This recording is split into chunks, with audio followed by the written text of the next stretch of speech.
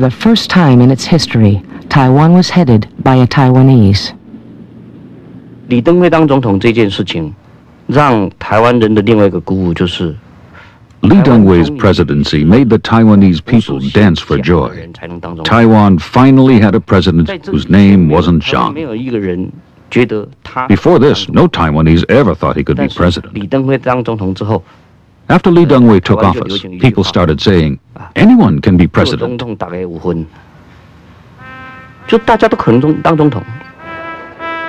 As Lee Teng-hui came into office, the pace of democratic change in Taiwan accelerated. Some of the most emotional moments came with the lifting of restrictions on travel to China. For the first time in 40 years, mainlanders who had crossed the Taiwan Strait with Chiang Kai-shek could return to visit their families and villages.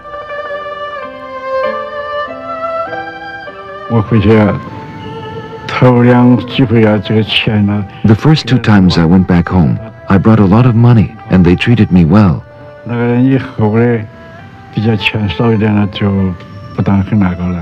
Afterward, I did not bring much money, and they didn't treat me as nicely.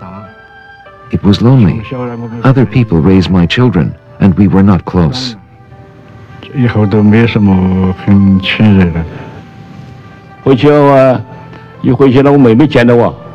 When my sister saw me, she called me, "You counter-revolutionary." My own daughters didn't want to deal with me.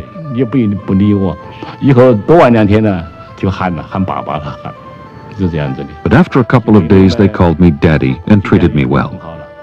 After all, blood is thicker than water. When we walked, they would hold my hand.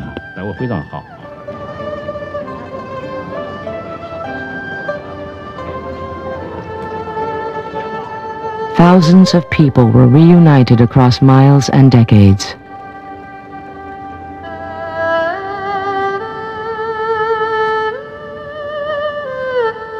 But many of the mainlanders living in Taiwan had to face the sad realization that they had become too different to return to the China they'd missed for so long.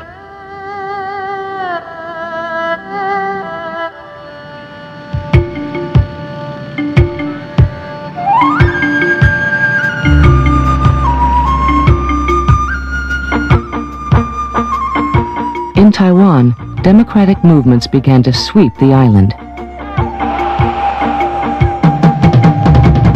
There were student sit-ins, railroad strikes, farmers' protests, and other confrontations.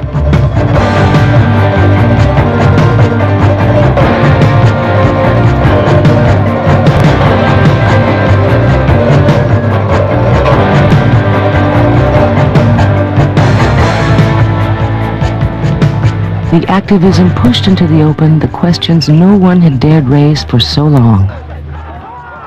Was Taiwan still a province of China, or had it become a separate nation? Did Taiwan still need a government that was set up to rule the mainland?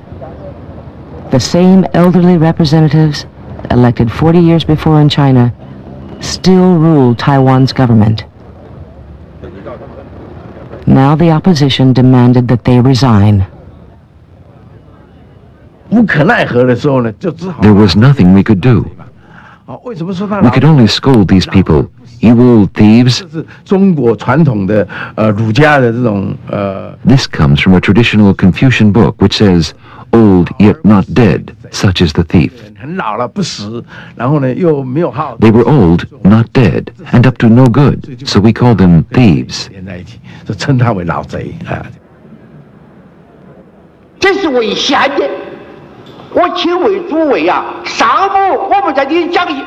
This is unconstitutional. The Democratic Progressive Party claims that it supports the Constitution. Tell me, where in the Constitution does it say that we have to retire?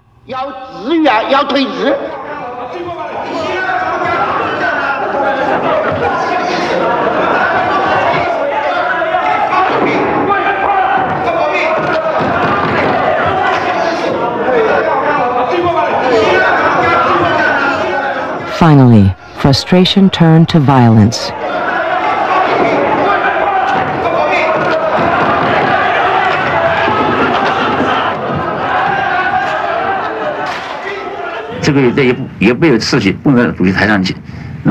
They rushed to the podium, broke the microphone, and threw things. I must say, I'm worried.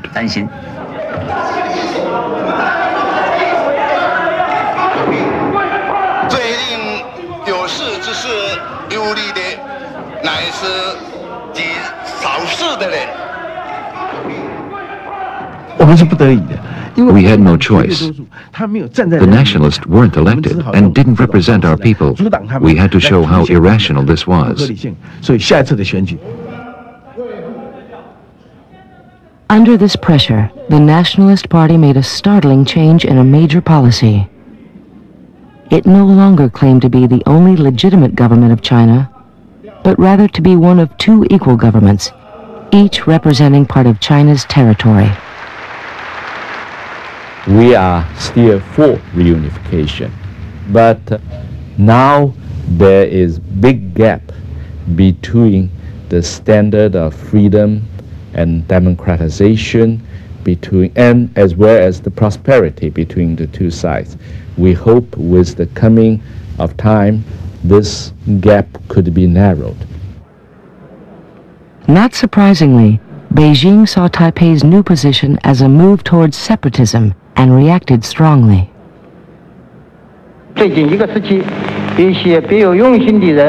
Recently, some people on the island have advocated Taiwan independence. They want to separate Taiwan from its motherland. All the Chinese people strongly oppose this. The Chinese government won't let this happen.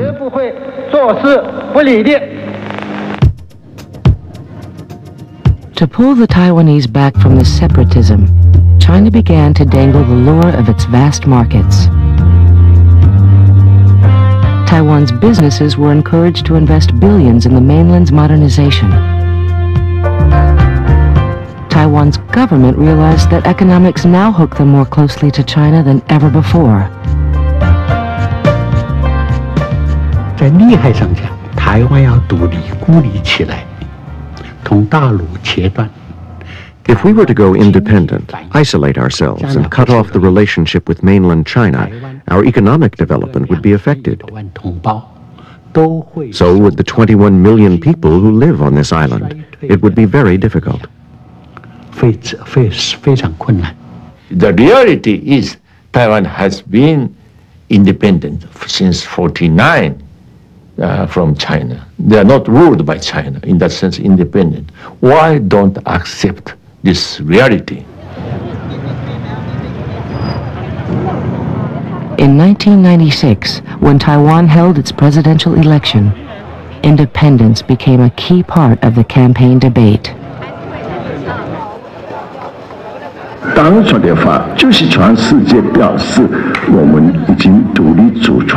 My election would show that we are an independent sovereign nation.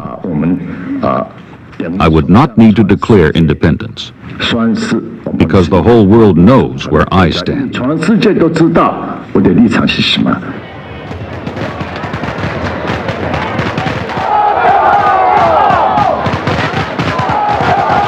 Democracy now became dangerous, as China decided the open talk of independence could not be ignored. It began moving 150,000 troops to a coastal area near Taiwan, redeploying aircraft and amphibious landers. To be sure Taiwan's voters understood the message, Beijing announced it would begin a series of missile tests just off Taiwan's shores.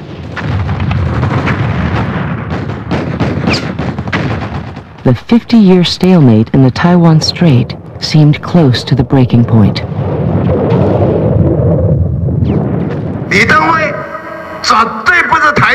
Li Dongwei is not pro-Taiwan independence and not a communist. I am the most loyal supporter and booster of the Republic of China.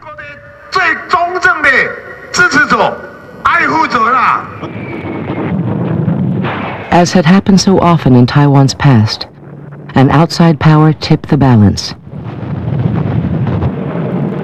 Although the U.S. and Taiwan no longer had a mutual defense treaty or even diplomatic relations, America sent 2 carrier groups to prevent further escalation. The crisis cooled down, although Taiwan and China were no closer. 我们已经多次强调，台湾问题纯属中国的内政。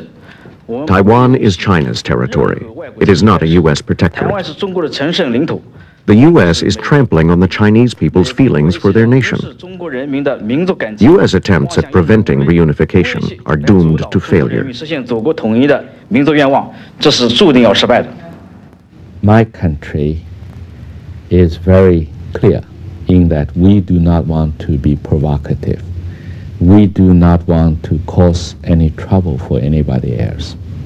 And then there is the other side, the mainland of China.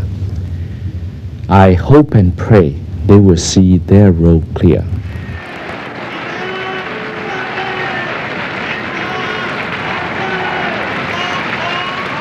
When the votes were counted, President Lee Teng-hui had won re-election by a large margin. The Taiwanese seemed to be voting for what they already had, a kind of independence that would not provoke China further.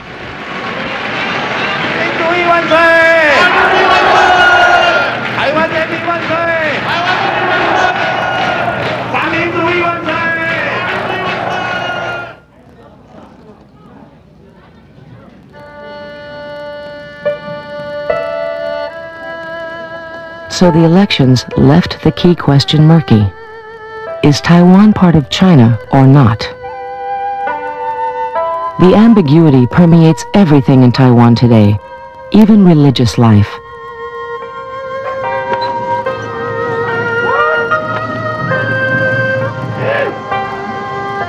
At the annual celebration of the goddess Matsu's birthday, people argued over whether Matsu should be venerated as a link to China, or whether the many miracles she had performed for her Taiwanese followers made her truly Taiwanese.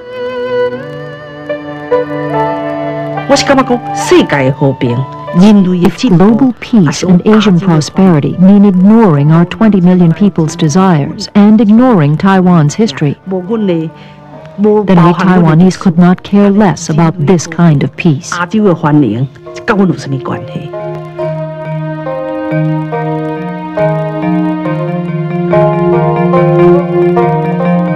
Ultimately, Taiwan's fate may once again be controlled by other nations.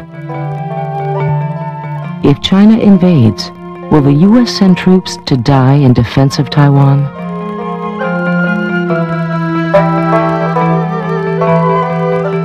Will the next conflict force a choice between Taiwan's democratic aspirations and the larger question of peace in Asia?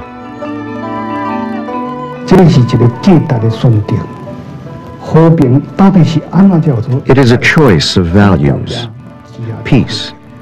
What exactly is peace? If we have to sacrifice the hopes and freedom of the Taiwanese so that China will not declare war, I don't see any value to this kind of peace.